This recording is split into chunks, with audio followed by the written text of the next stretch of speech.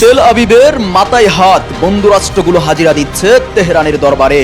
ইরানে হামলার সব রাস্তা বন্ধ করে দিয়েছে ট্রাম্প।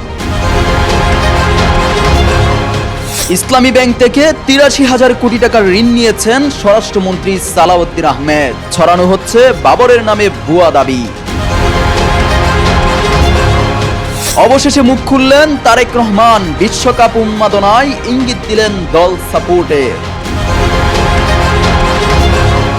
হাসনাত আব্দুল্লাহকে কেন্দ্র করে ভয়াবহ উত্তেজনাকর পরিস্থিতি তৈরি হয়েছে। এনসিপি ইউকে অ্যালায়েন্সের দাবি, আওয়ামী লীগের কর্মীরা অসহিংস রাজনীতি থেকে বেরিয়ে আসতে পারেনি। নিষিদ্ধ আওয়ামী লীগের জটিকা মিছিল দিন দিন বেড়েই চলছে। সিলেটে জয় বাংলা স্লোগান দিয়ে রাস্তা দখলে নেই যুবলীগ ছাত্রলীগ। জনপ্রিয় অভিনেতা মুশারফ করিমকে হেনস্থার অভিযোগ আওয়ামী লীগ সমর্থকদের বিরুদ্ধে। কলকাতার ব্যস্ত নিউ মার্কেট এলাকায় এই ঘটনা ঘটেছে। প্রচন্ড গরম ও অস্বস্তির মধ্যে এবার দুঃসংবাদের ইঙ্গিত দিল আবহাওয়া অধিদপ্তর। আগামী ৫ দিন বজ্র বৃষ্টি ও ভারী বর্ষণের রয়েছে সম্ভাবনা। তেল আবিবের দুশ্চিন্তা বাড়ছে। ইরানকে ঠেকাতে আর কোনো অজুহাত কাজ হবে না, কারণ বন্ধু রাষ্ট্রগুলো হাজিরা দিচ্ছে তেহরানের দরবারে। সম্প্রতি ইরানের সঙ্গে যুদ্ধের অবসান ঘটিয়ে চুক্তি স্বাক্ষর করেছে মার্কিন প্রেসিডেন্ট ডোনাল্ড ট্রাম্প। মার্কিন প্রশাসনের ঊর্ধ্বতর কর্মকর্তাদের দেওয়া তথ্য অনুযায়ী চুক্তির অন্যতম গুরুত্বপূর্ণ অংশ হলো হরমুজ প্রণালী পুনরায় উন্মুক্ত করা হবে। তবে এই চুক্তি নেতানিয়াহুর জন্য বড় ধরনের রাজনৈতিক সংকট তৈরি করেছে বলে বিশ্লেষকদের অভিমত। তেল আবিব দীর্ঘদিন ধরে ইরানকে ইসরায়েলের নিরাপত্তার সবচেয়ে বড় হুমকি হিসেবে তুলে ধরেছেন। অথচ বর্তমান পরিস্থিতিতে এমন হয়ে দাঁড়িয়েছে যে ইরান আগের তুলনায় আরো শক্তিশালী অবস্থানে পৌঁছেছে। নেতানিয়াহু এখন শুধু নাচের পুতুল। ইরানে হামলা চালানোর সমস্ত রাস্তা বন্ধ করে দিয়েছে ট্রাম্প। ইসলামী ব্যাংকের ঋণ নিয়ে চলমান আলোচনার মধ্যে সামাজিক যোগাযোগ মাধ্যমে একটি তথ্য ছড়িয়ে পড়েছে। দাবি করা হচ্ছে, সংসদ সদস্য লুৎফুজ্জামান বাবর বলেছেন, স্বরাষ্ট্রমন্ত্রী সালাউদ্দিন আহমেদ ইসলামী ব্যাংক থেকে একাই ৮৩,০০০ কোটি টাকা ঋণ নিয়েছেন। তবে ফ্যাক্ট চেক প্রতিষ্ঠান রিউমার স্ক্যানারের অনুসন্ধানে দেখা গেছে এই দাবির কোনো সত্যতা নেই এবং লুৎফুজ্জামান বাবর এমন কোনো মন্তব্য করেননি। ভাইরাল হওয়া পোস্টগুলোতে এই বক্তব্যের পক্ষে কোনো নির্ভরযোগ্য সূত্র, অডিও, ভিডিও কিংবা প্রাসঙ্গিক রেফারেন্স পাওয়া যায়নি। অনুসন্ধানে দেখা যায় এর আগে একই ধরনের বক্তব্য শফিকুর রহমানের নামেও ছড়ানো হয়েছিল, যা যাচাইয়ে ভুয়া প্রমাণিত হয়। মূলত শফিকুর রহমান এক বক্তব্যে এস আলম গ্রুপ কর্তৃক ৮২,০০০ কোটি টাকা ঋণ নেয়ার কথা উল্লেখ করেছিলেন। চলছে ফুটবল বিশ্বকাপের উন্মাদনা। বিশ্বের কোটি কোটি ফুটবল ভক্তের মতো রাজনৈতিক অঙ্গনের পরিচিত মুখরাও নিজেদের পছন্দের দলকে সমর্থন দিচ্ছেন। এবার নিজের প্রিয় দলের নাম জানালেন প্রধানমন্ত্রী তারেক রহমান। মঙ্গলবার বিশ্বকাপে কোন দলের সমর্থন করছেন সাংবাদিকদের এমন প্রশ্নের জবাবে প্রধানমন্ত্রী তারেক রহমান হাস্যরসের সুরে বললেন, দীর্ঘদিন একটি দেশে ছিলাম, সুতরাং বুঝে নিন। তার এই মন্তব্যের পর অনেকেই ধরে নিয়েছেন তিনি ইংল্যান্ডের সমর্থক, কারণ রাজনৈতিক জীবনের একটি দীর্ঘ সময় তিনি যুক্তরাজ্যের অবস্থান করেছেন। ফুটবল প্রেমীদের মধ্যে ইতিমধ্যেই তার এই মন্তব্য নিয়ে শুরু হয়েছে আলোচনা। হাসনাত আব্দুল্লাহকে কেন্দ্র করে ভয়াবহ উত্তেজনাকর পরিস্থিতি তৈরি হয়েছে। এনসিপি ইউকে অ্যালায়েন্সের সবাই প্রধান অতিথি হিসেবে তার যোগ দেওয়ার কথা ছিল। বিশৃঙ্খলার কারণে ৩ ঘন্টা পর কড়া পুলিশি পাহারায় হাসনাত আব্দুল্লাহ অনুষ্ঠান স্থলে প্রবেশ করেন এবং বক্তব্য দেন। এই ঘটনায় পুলিশ ৩ জনকে আটক করেছে। তবে এই বিষয়ে পুলিশের পক্ষ থেকে এখনো বিস্তারিত কোনো আনুষ্ঠানিক বক্তব্য পাওয়া যায়নি। এরই মধ্যে এনসিপির ইউকে অ্যালায়েন্স দাবি করেছে আওয়ামী লীগের কর্মীরা পরিকল্পিতভাবে বিশৃঙ্খলা ও উস্কানিমূলক আচরণ করছে।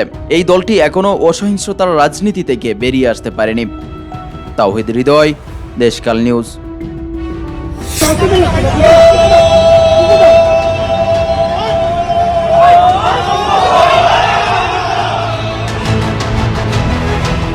সিলেট সিলেট নগরীতে এবার পুলিশের উপস্থিতিতে ঝটিকা বিক্ষোভ মিছিল করেছেন কার্যত নিষিদ্ধ আওয়ামী লীগ ও এর অঙ্গ সংগঠনের নেতাকর্মীরা। 16 জুন দুপুরে নগরীর ব্যস্ত নবাব রোডে অনুষ্ঠিত এই মিছিলে আওয়ামী লীগ, যুবলীগ ও ছাত্রলীগের নেতাকর্মীদের জয় বাংলা স্লোগান দিতে দেখা যায়। সামাজিক যোগাযোগ মাধ্যমে ছড়িয়ে পড়া ভিডিওতে দেখা যায় পুলিশের একটি গাড়ির পাশ দিয়েই মিছিলটি এগিয়ে যাচ্ছে। তবে অংশগ্রহণকারীর সংখ্যা বেশি হওয়ায় তাৎক্ষণিকভাবে পুলিশকে কোনো বাধা দিতে দেখা যায়নি।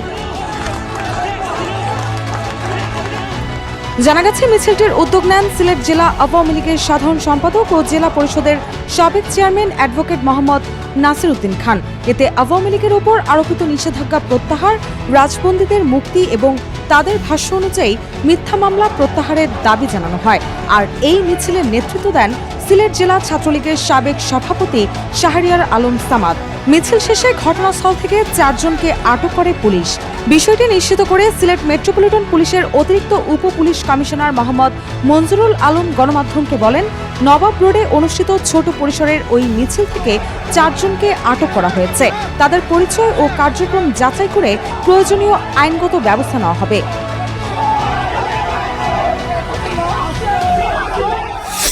অবস্থা বর্তমানে সৃষ্টি হয়েছে তাতে আমরা আসলে ঘরে বসে থাকার মতো অবস্থায় নাই। দুই বাংলার জনপ্রিয় অভিনেতা মোশাররফ করিমকে ঘিরে এবার ছড়িয়েছে এক চাঞ্চল্যকর দাবি। কলকাতার ব্যস্ত নিউ মার্কেট এলাকায় স্ত্রীকে নিয়ে হাঁটার সময় কিছু আওয়ামী লীগ সমর্থক তাকে লালবদর বলে কটূক্তি করেন এবং তার দিকে টেনে যান বলে অভিযোগ উঠেছে। সামাজিক মাধ্যমে ছড়িয়ে পড়া এই ঘটনাকে কেন্দ্র করে শুরু হয়েছে ব্যাপক আলোচনা। প্রবাসী সাংবাদিক জাওয়াদ নির্ঝর 16 জুন দেওয়া এক ফেসবুক পোস্টে দাবি করেন, সোমবার রাত 10টার দিকে কলকাতার নিউ মার্কেট এলাকার কস্তুরী হোটেলের সামনে স্ত্রীকে সঙ্গে নিয়ে যাচ্ছিলেন মোশাররফ করিম। এ সময় কয়েকজন আওয়ামী লীগ সমর্থক তাকে লালবদর বলে গালাগাল করতে থাকে এবং তার দিকে তেড়ে যায়। এক পর্যায়ে পরিস্থিতি হাতাহাতির পর্যায়ে পৌঁছালে উপস্থিত কয়েকজন ব্যক্তি এগিয়ে এসে অভিনেতাকে নিরাপদে সরিয়ে নেন। তবে এ বিষয়ে মোশাররফ করিম একটি গণমাধ্যমকে বলেন, সামাজিক মাধ্যমে যেভাবে ঘটনাটি প্রচার করা হয়েছে বাস্তবে তেমন কিছু ঘটেনি। বর্তমানে ব্যক্তিগত অবকাশ যাপনে কলকাতায় রয়েছেন তিনি ও তার স্ত্রী জুই। আগামী 3-4 দিনের মধ্যেই তাদের ঢাকায় ফেরার কথা রয়েছে।